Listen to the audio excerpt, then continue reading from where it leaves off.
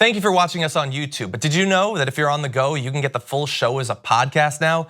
You can get our morning breakdown of the most important topics facing our country, news not being covered by the mainstream media, interviews with change-making progressives, and info on what you can actually do about all this. Search for The Damage Report on your favorite podcast app and subscribe so you know when new episodes are ready to go.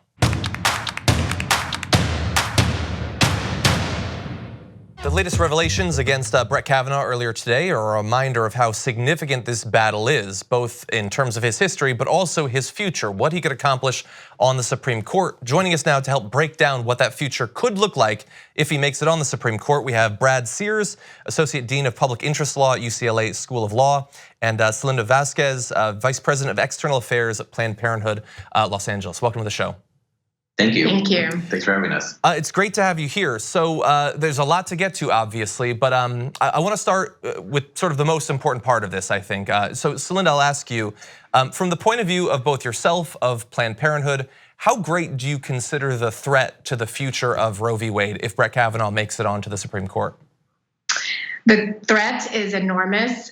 We are really seeing the ramifications of a nomination like this in many ways. I was just sharing with my colleagues that I just turned 43 years old this week. And my whole lifetime, I've known that I've had a right to access safe and legal abortion. And it's really scary to think that my daughter, who just turned 6, may not have the same rights that I have had my entire life.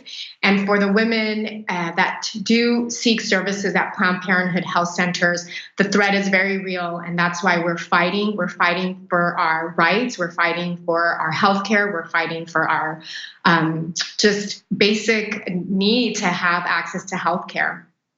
Yeah, it reminds me, one of the early defenses of him is that he's a good family man. He drives his kids to soccer practice and all that. Look, there's his very, very cute daughter. And my immediate thought was who he wants to have less rights than her mom when she grows up. And we're supposed to ignore that because they all look very well put together. Brad, I want to ask you about this because he says that he considers Roe settled law. But we know, thanks to an email that was unearthed, he'd previously talked about the possibility of it being overturned.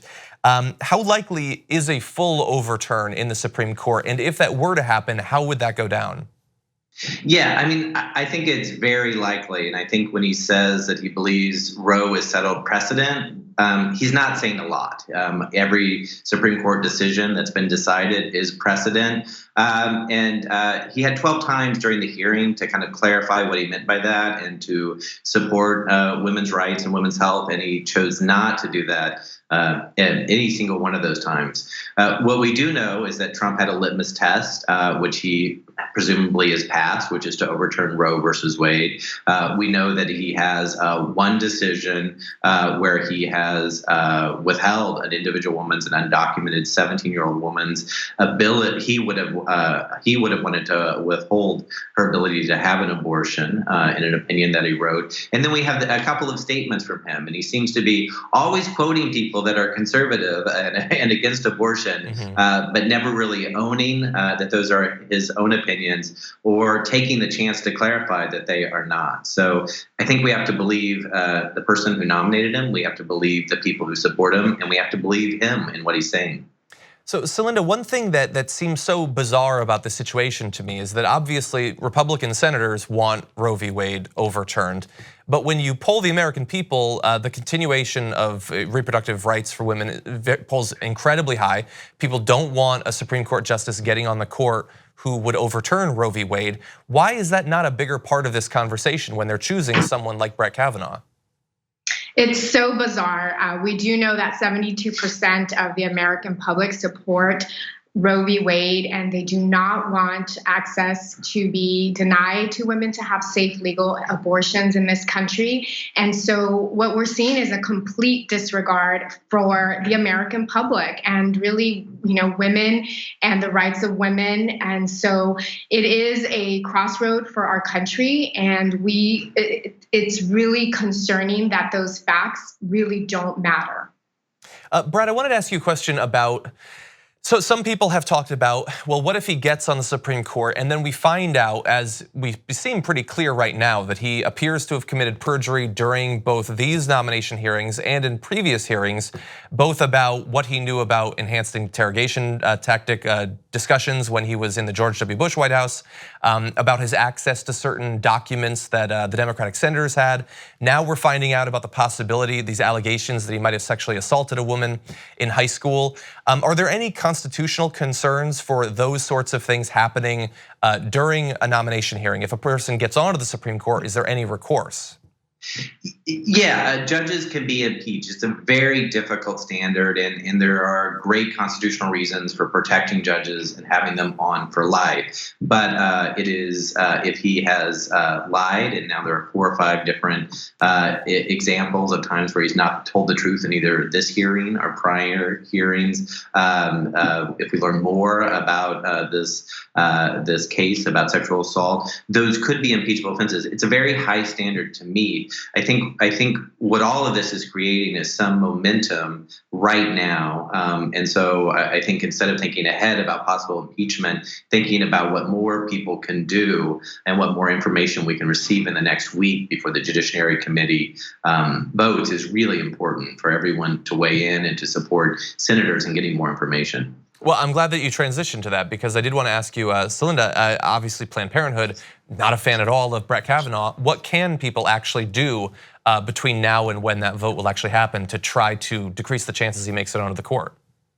People can call their senators right now. We have a few days, and we are putting the pressure on the senators to understand the real impact that this vote will have on real women's lives, on all of our lives. And we are routing people to a hotline where they can call. Well, it's not a hotline, it's a 202 number, but they can call, and Planned Parenthood Action Fund will route their calls to their senators. And that number is 202-224-3121. That's 202-224-3121.